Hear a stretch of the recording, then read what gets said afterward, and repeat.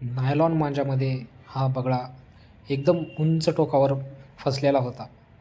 आम्हाला ते कळताच आमचे सर्व मित्र त्या ठिकाणी दाखल होऊन त्या बगळ्याला काढण्याचा प्रयत्न करत होते.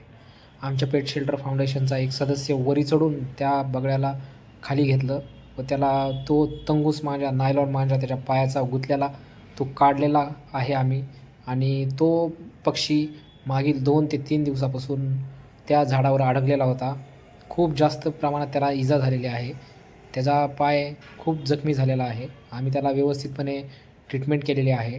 सिव्हिलमध्ये नेऊन आम्ही त्याची एकदम व्यवस्थितपणे ट्रीटमेंट करून आम्ही त्याला रिलीज केलेला आहे. आपण ह्या व्हिडिओमध्ये पाहू शकताय की तो खूप जास्त डिहायड्रेट झालेला आहे आणि त्याला उडण्यासाठी थोडा त्रास होत आहे. तरी देखील आम्ही त्याला सोडला आहे. बीड शहरामध्ये कुठे काही आढळल्यास आमच्याशी संपर्क साधा आणि आमची विनंती आहे की नायलॉन मांजाचा वापर करू नका. धन्यवाद.